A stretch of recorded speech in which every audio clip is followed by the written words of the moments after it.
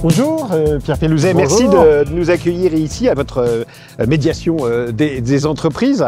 Alors en fait Paris, vous n'y êtes pas forcément souvent parce que c'est sur tout le terrain, c'est sur toute la France que vous essayez de donner, renouer la confiance entre les entreprises, entre elles ou avec l'administration.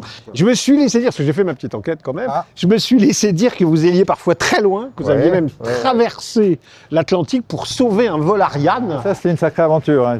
Je vous avoue, j'ai été appelé un vendredi, je me rappelle encore il y a quelques années, par le MEDEF, qui me dit écoute Pierre, ça serait vachement bien que tu viennes avec nous en Guyane, parce que effectivement, il y a les fournisseurs qui sont en train de bloquer le site et Ariane ne peut pas décoller. Fusée clouée au sol, La fusée clouée au sol, bloquée, bon, c'est assez terrible évidemment, parce qu'il y a un décompte, il y a des frais, ça coûte une fortune, tout ça. Et donc, le lundi, je me retrouve en Guyane.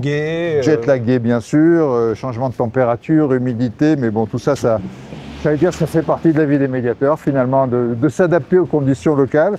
Et entre moi et mes collègues du MEDEF, on a réussi à avoir tous les interlocuteurs. Alors, je ne vais pas vous faire entrer dans le détail des médiations qui sont toujours confidentielles, mais on est arrivé à trouver une solution, ce qui a été magnifique, parce que du coup, les blocages ont été levés, la fusée a pu repartir, et j'ai eu la chance extraordinaire d'assister au décollage de la fusée, et ça c'est un merveilleux souvenir. Mais alors, quand je regarde ça, quand je regarde médiation et entreprise, je me dis c'est un peu toute votre vie professionnelle, c'est un peu les deux aspects de votre parcours, médiateur et entreprise, non? Oui, alors toute ma vie en entreprise, ça a été effectivement de travailler sur le dialogue, sur la confiance. Alors j'ai eu un parcours assez classique de petite puis grande entreprise.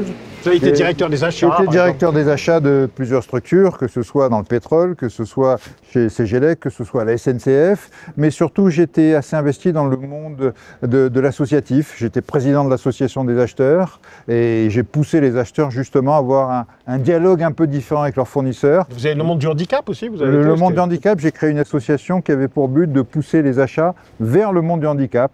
J'ai créé aussi l'Observatoire des achats responsables, Pacte PME, enfin voilà, un certain nombre d'associations dont le but c'est vraiment de créer du dialogue entre les grands comptes, les administrations, les grandes entreprises et le monde des fournisseurs, et de travailler différemment, travailler en confiance, en solidarité. Et c'est vrai que c'est pas pour rien que je suis arrivé à la médiation après quelques années. Ça vous va comme un gant ou comme deux gants en tout cas. Oui. Très bien.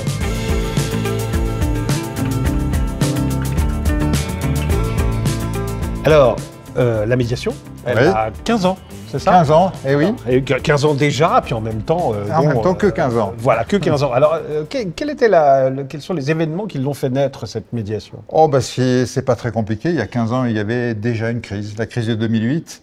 La crise de 2008 qui a créé évidemment beaucoup de difficultés pour les entreprises. Du coup, il y a un certain nombre de nouvelles mesures qui ont été mises en œuvre. La première, c'était de créer un médiateur du crédit pour essayer d'arranger les choses entre les entreprises et les banques. Qui existe encore. Et il existe encore, bien entendu, il continue sa belle action. Et assez rapidement, on s'est rendu compte que oui, il y avait des sujets entre les entreprises et les banques, mais il y avait aussi beaucoup de sujets entre les entreprises entre elles. Et que quand... entre les grosses et les petites. Entre les grosses et les petites, exactement. Et du coup, même cause, mêmes effets, on s'est dit ça serait bien de créer un médiateur pour les entreprises, et ça a été l'origine de la médiation des entreprises qu'on connaît aujourd'hui. Qu'est-ce qui fait que ça marche? Est-ce que vous pouvez nous expliquer le comment et le pourquoi, nous faire rentrer dans la salle des machines? Bien sûr, bien sûr. Ça marche parce que le principe de base, c'est quoi? C'est de recréer de la confiance. La confiance entre les acteurs économiques, entre les entreprises entre elles, entre les entreprises et les acteurs publics, dans le cadre des marchés publics. Le premier outil, bien entendu, c'est de la médiation, c'est-à-dire qu'on offre un service public de médiation à tous les entrepreneurs. Gratuit. Gratuit, j'insiste sur service public.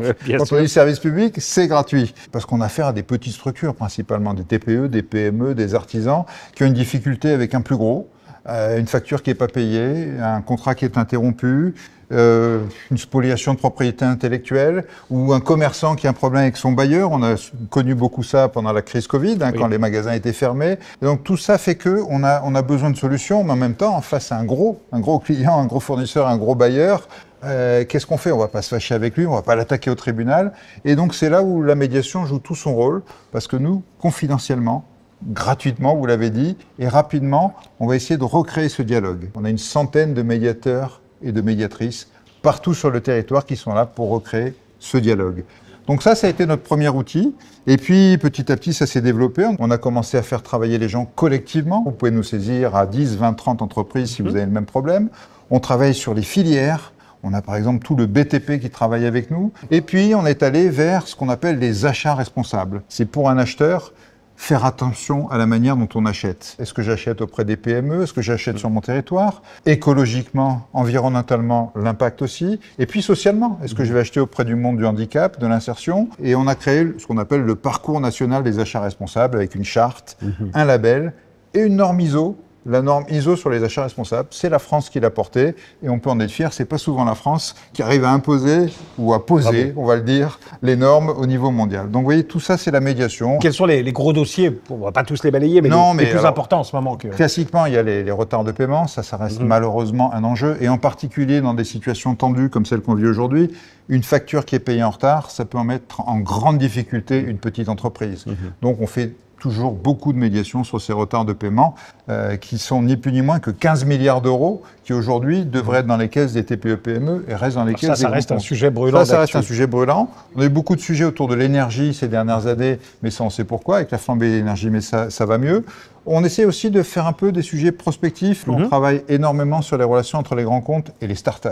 Et puis, je vais presque dire à l'autre bout du spectre, mais pourtant il y a beaucoup de ressemblances, on travaille aussi sur les relations entre ces grands comptes et les entreprises des quartiers politiques de la ville. Merci.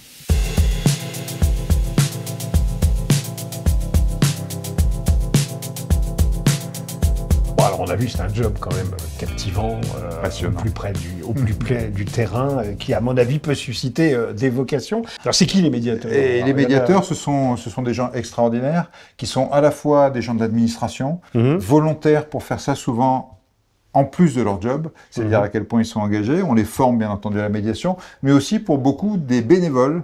On a les 3/4 de nos médiateurs qui sont des retraités, bénévoles, anciens chefs d'entreprise, anciens juges au tribunal de commerce, anciens cadres dirigeants de l'administration ou du privé, et qui nous ont rejoints en nous disant « j'ai eu une merveilleuse carrière ». Aujourd'hui, j'ai envie de rendre un petit peu à l'économie ce qu'elle m'a donné. Formidable. Bon, en tout cas, vous le présentez très très bien et je pense que ça peut susciter des vocations. En tout cas, que vous soyez une entreprise en difficulté qui a besoin de renouer le dialogue ou que vous souhaitiez rejoindre Pierre Pelouzet et ses équipes, n'hésitez pas, destination médiation des entreprises.